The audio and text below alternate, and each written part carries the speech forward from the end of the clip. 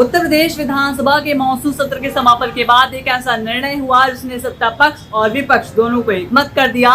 विधायकों और मंत्रियों की सुख सुविधाओं में बढ़ोतरी का विधेयक सर्वसम्मति से पारित किया गया, लेकिन बढ़े हुए वेतन और भत्तों ने जनप्रतिनिधियों के चेहरे पर संतोष की रेखा भी खींच दी। लेकिन ये फैसला जितना ही महत्वपूर्ण है उतना ही विवादित भी, क्योंकि जब महंगाई हर आदमी के बजट को हिला रही है तब सवाल उठता है कि क्या ये बढ़ोतरी केवल नेताओं के लिए जरूरी थी। प्रदेश में लाखों शिक्षा मित्र हैं, अनुदेशक हैं और आंगनबाड़ी कार्यकर्त्रियां हैं जो अब भी न्यूनतम मानदेय पर संघर्ष कर रहे हैं। इसी विरोधाभास ने इस बहस को और भी तीखा बना दिया है। उत्तर प्रदेश विधानसभा में सर्वसम्मति से पारित हुए इस विधेयक के तहत विधायकों और मंत्रियों के वेतन और भत्तों में बड़ा इजाफा किया गया है। विधायकों का वेतन 25,000 से बढ़ाकर 35,000 कर दिया गया, जबकि मंत्रियों का वेतन 40,000 से बढ़ाकर 50,000 हो गया है। निर्वाचन क्षेत्र भत्ता 50,000 से बढ़ाकर 75,000 कर दिया गया है। दैनिक भत्ता 2,000 से बढ़ाकर 2,500 और जन सेवा कार्यों हेतु दैनिक भत्ता 1,500 से बढ़ाकर 2,000 रुपए कर दिया गया। इसके अलावा टेलीफोन भत्ता 6,000 से बढ़ाकर 9,000, चिकित्सीय भत्ता 30,000 से बढ़ाकर 45,000 कर दिया गया। वहीं दूसरी ओर पूर्व विधायकों की पेंशन भी 25,000 से बढ़ाकर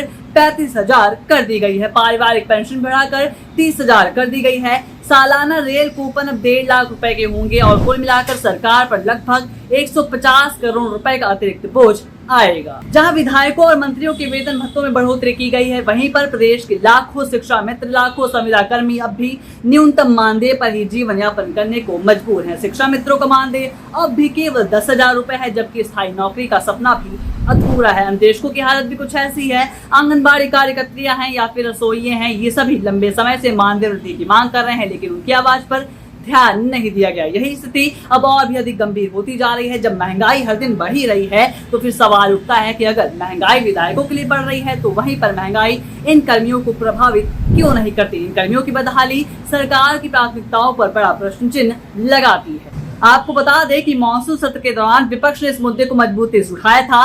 समाजवादी पार्टी के कई विधायकों ने सरकार से पूछा था कि जब संविदा कर्मी वर्षों से मानदेय वृद्धि की मांग कर रहे हैं तब भी सरकार उनकी अनदेखी क्यों कर रही है। शिक्षा मित्रों का मानदेय सरकार इस बार बढ़ाएगी या नहीं बढ़ाएगी, इस पर भी जवाब दे दी सरकार। तो आपको बता दें कि शिक्षा मंत्री संदीप सिंह ने सदन में कहा कि फिलहाल सरकार शिक्षा मित्रों के मानदेय को बढ़ाने पर कोई भी विचार नहीं कर रही है। संदीप सिंह ने ऐसा बैठे बैठे ही सदन में कह दिया।